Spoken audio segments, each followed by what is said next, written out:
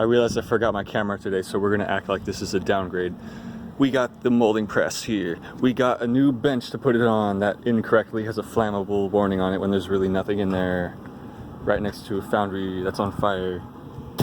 We got the ingot tray, the big one.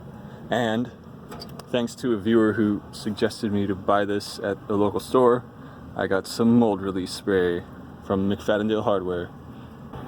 We're warming up the furnace and we're gonna cast some bars. Alright, so this doesn't look like the exact product I wanted, but it looks like the closest thing that existed because it has an operating temperature of up to 1,000 degrees. So we'll just apply liberally. I hope I don't end up regretting this. We'll try it on this mold too.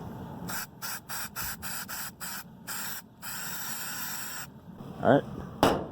And a little bit more about the bench. The base of it is a chemical storage cabinet, and then the top I welded a steel frame out of channel iron and then welded on this stainless steel top from, I guess, a kitchen table or something. And then I welded on some angle pieces right here kind of to nest the mold in it when it's tilted up for anti-rotation when I'm cranking that big handle.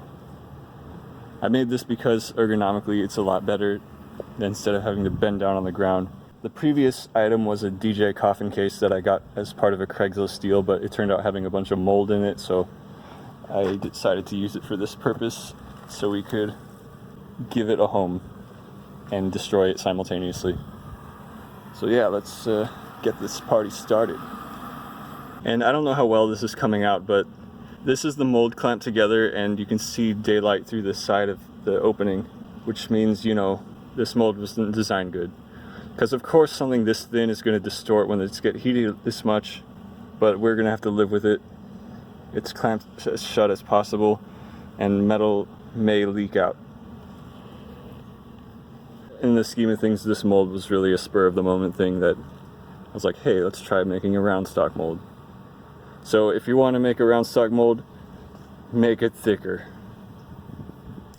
Bit of a technicality getting this thing lit today because it appears my oil had a bunch of water in it. That's just what I get for scooping it out of the bottom of the barrel, because water's heavier than oil. Alright, we got this thing unlocked.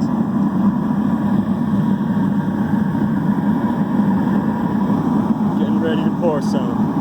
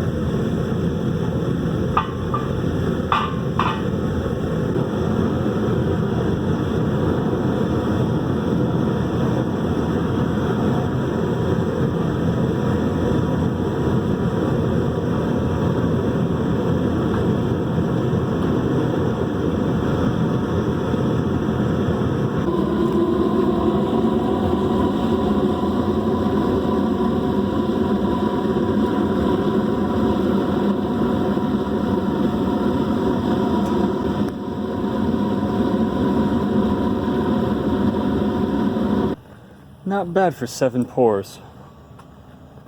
Seemed like the release spray, or graphite lubricant rather, did help a bit. I would say better than the soybean oil.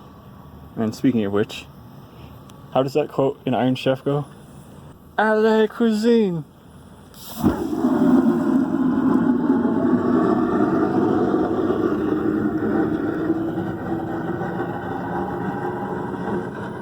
Hey, they said on the career survey I would be a pyrotechnician, number 2 choice, alright? What can I say? To prove how effective this spray was, let's see if I can remove the casting with one hand. Wow. Now, as a benefit, I hope this graphite stuff is a rust inhibitor too. That would be nice. But we got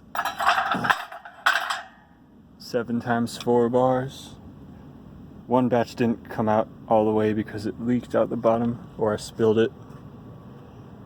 Okay, that was good. How about this one?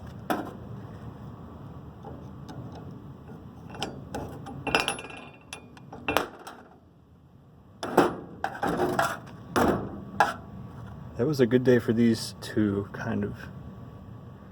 I might have been pouring them too hot. But definitely most of them are good. Yeah! And I ran out of metal. That's why we only cast 7. So it's time to restock. Oh, and the ingot tray. There it is.